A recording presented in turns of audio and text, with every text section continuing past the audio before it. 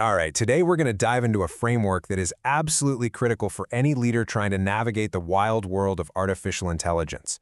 We're talking about the AI operating system. And look, this isn't about the newest, shiniest tools. This is a strategic blueprint for adopting AI safely, effectively, and, maybe most importantly, in a way you can stand behind and defend. This quote right here, it gets straight to the heart of the problem. It's telling us that the biggest hurdles in AI, the things that really trip us up, they're not technical, they're organizational, they're strategic.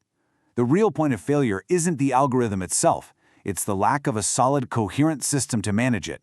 And, when that strategic design is weak or just not there, this is what happens pretty much every time. You get these fragmented projects all over the place, expensive pilot programs that just fizzle out, and AI systems that end up creating more confusion and uncertainty than actual business leverage. It's a really common and very costly problem for companies that mistake just being busy for making real progress. So how do we fix this? Well, it starts by shifting our entire focus, moving away from just tactics and toward a real strategy.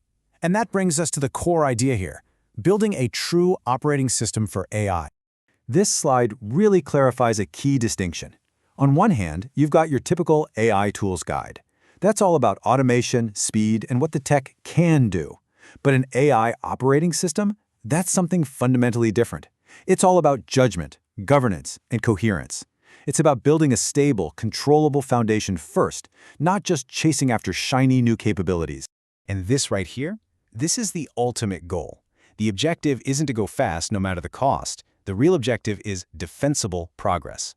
Now, what does that mean? It means that every single step you take with AI is justifiable, it's auditable, and it's perfectly aligned with your organization's risk tolerance. That is how you build lasting momentum and real trust in the system. So how does this operating system actually work? Let's pull back the curtain and take a look at its architecture. It's designed from the ground up to give you control, which is the key to safe and scalable adoption. Okay, so the system is built on 5 core components that all work together. You've got decision mapping, risk and boundary definition, use case prioritization, human-in-the-loop design, and finally, accountability and measurement. Now, these aren't just steps in a checklist. Think of them as these integrated pillars that hold up your entire AI governance strategy. Each one of these components has a really critical job. Decision mapping, that prevents you from using AI for the wrong things or letting it overreach. Risk and boundaries, that's what makes the AI's behavior explainable and auditable. Prioritization helps you focus your energy on the tasks that give you the biggest bang for your buck with the lowest risk.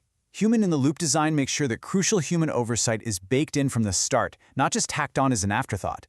And accountability, that just means every single action can be justified. Put them all together and you systematically get rid of ambiguity and build real confidence across the entire organization. Now, this whole system is designed to create what we call AI readiness. But I want you to just forget about those typical tech maturity scores for a minute. In this context, readiness is an organizational condition. It's all about getting alignment across 4 things: decision clarity, data discipline, risk tolerance, and operational ownership. If any one of those is out of sync, your AI initiatives are going to stall, or worse, fail. All right, now for the core principle of this whole operating system, the one idea that really drives everything else: guardrails over capabilities.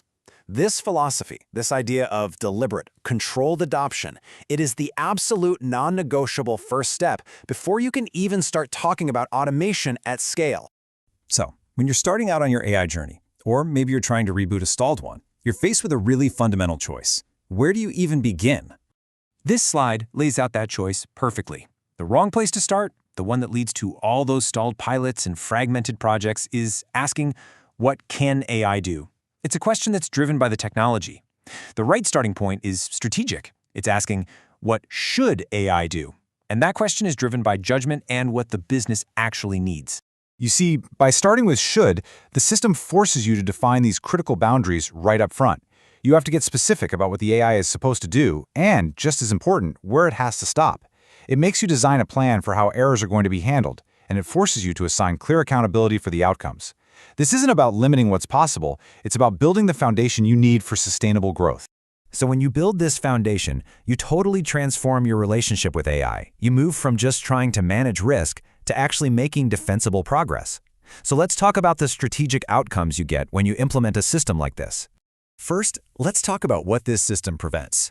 We're talking about those fragmented experiments that have no chance of ever scaling up.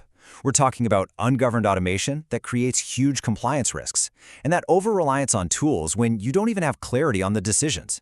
You get to avoid those stalled pilots caused by leaders being uncertain, and maybe most critically, you avoid having to justify an AI's actions after something has already gone wrong. Now, by preventing all that bad stuff, you enable a whole host of really powerful, positive things. You gain real, actual confidence in how and where AI is being used. You get faster alignment between your leadership, your legal team, and your operations folks. The ROI becomes way clearer, decisions become explainable, and you start to build sustainable momentum instead of just chasing these disconnected one-off wins. Ultimately, it really all comes down to this. The AI operating system is designed to replace that chaotic ad hoc experimentation with focused, intentional deployment. It's about moving your entire organization from a state of uncertainty to a state of control. So as we wrap this up, I'm going to leave you with one question to take back to your teams. I want you to look at your current AI initiatives and honestly ask yourselves this.